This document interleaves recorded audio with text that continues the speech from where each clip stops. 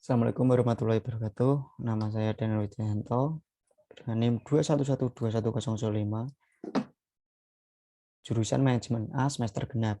Ingin mempresentasikan hasil dari ujian akhir semester saya dengan mata kuliah pengantar manajemen logistik. Nah, di sini saya mengibaratkan sebagai manajer dari PT Makmur.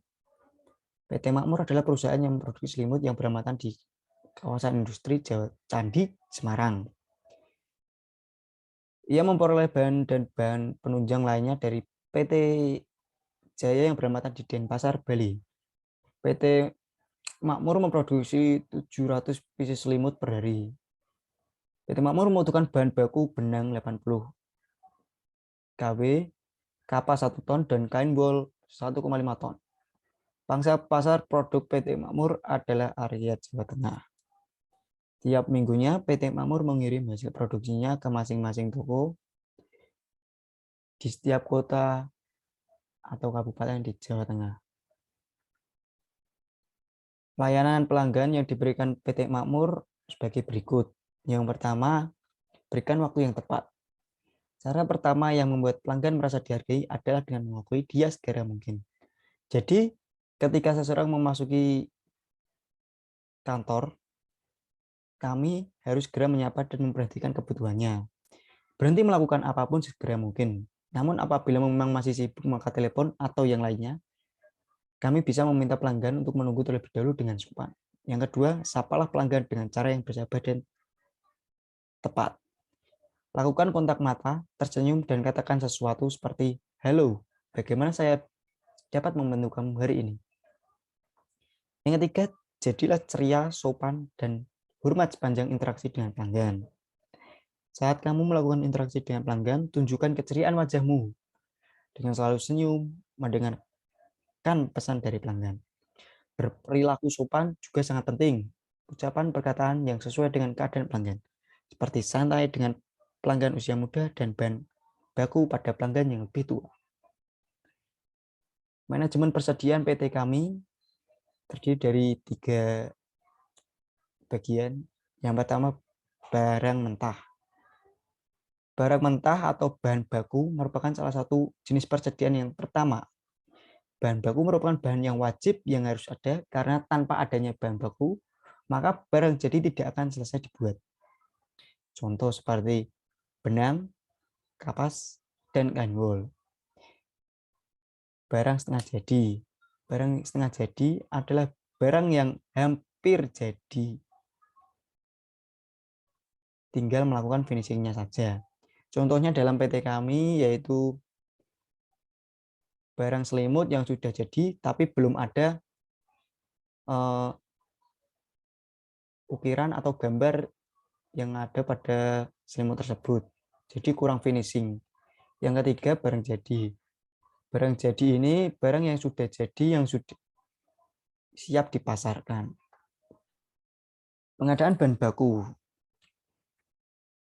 Perusahaan kami bekerja sama dengan PT Jaya sebagai pemasok bahan baku, dan ini merupakan langkah-langkah dari pengadaan bahan baku tersebut.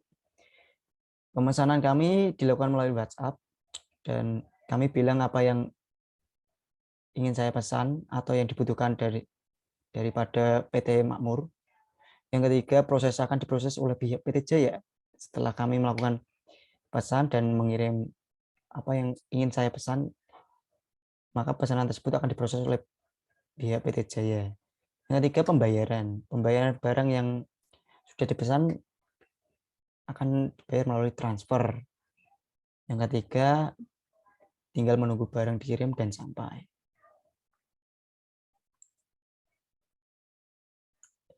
Transportasi dari supplier ke gudang. Jadi PT kami melakukan transportasi dari supplier ke gudang ini melalui laut dan darat. Untuk darat kita menggunakan truk kontainer dan untuk laut kita menggunakan kapal. Jadi pengambilan barang dari pelabuhan ke gudang menggunakan transportasi truk karena gudang kami jauh dari daerah pelabuhan dengan tujuan biar dekat dengan pabrik. Untuk transportasi supplier ke gudang yang berupa bahan baku yang dibeli di PT Jaya Denpasar, Bali, Kendaraan yang digunakan dalam mode transportasi ini adalah kapal laut, pengangkut kontainer, dan kapal tanker. Hal ini kami gunakan karena letak PT Jaya jauh dari melewati lautan yang nantinya kapal akan berlabuh di Pelabuhan Tanjung Mas Semarang. Sedangkan transportasi dari pabrik ke toko retail, kami menggunakan mobil box. Mobil box terdiri dari dua segmen utama, yaitu TL Truck Load dan LTL Less Than Truck Load. Untuk jarak jauh, trucking memiliki keuntungan fleksibilitas, pengiriman door-to-door, dan waktu pengiriman yang lebih pendek. Berikut ini adalah denah gudang dari PT Makmur. Ukuran lahan gudang atau lahan PT Makmur adalah 0,5 hektar dengan rincian sebagai denah di samping. Jadi lokasi PT gudang ini berada di belakang PT Makmur atau satu lahan dengan PT Makmur dengan tujuan agar mudah dan menghemat biaya. Material handling equipment di gudang. Di sini alat-alat yang digunakan di gudang antara lain lifting skirshore atau alat angkut yang difungsikan untuk menjangkau ketinggian yang sulit dijangkau secara manual. Yang kedua, hand pallet, peralatan material handling yang berfungsi dalam pemindahan barang yang lebih mudah, efisien, dan hemat waktu. Yang ketiga, hand stacker, atau alat yang memindahkan dan pengangkatan beban, baik memindahkan dari truk atau menata di atas rak-rak dengan ketinggian yang sulit dijangkau. Yang keempat, forklift, yaitu kendaraan yang difungsikan sebagai alat angkut dalam pemindahan barang berkapasitas besar, baik indoor maupun outdoor. Pengemasan produk. Berikut ini adalah contoh pengemasan produk kami. Tujuan kami melakukan pengemasan produk sebagai contoh di atas adalah yang pertama, jelas melindungi produk dari cacat, basah, dan tidak mudah tergores. Yang kedua, membangun kepercayaan konsumen. Kemasan produk merupakan suatu hal yang menjadi alat untuk membangun kepercayaan konsumen. Dengan meningkatkan kepercayaannya, maka akan meningkatkan pula kepuasan konsumen. Yang ketiga, menambah daya tarik. Seperti yang telah dituliskan di atas, kemasan produk menjadi salah satu daya tarik yang akan menjadi media komunikasi antara konsumen dan produk tersebut lebih menarik dan terpercaya. Yang keempat, memberikan informasi produk. Setiap kemasan memiliki informasi yang akan menjelaskan produk tersebut, mulai dari nama brand, logo, harga, hingga cara pembuatannya. Yang kelima, memperkuat produk agar unik.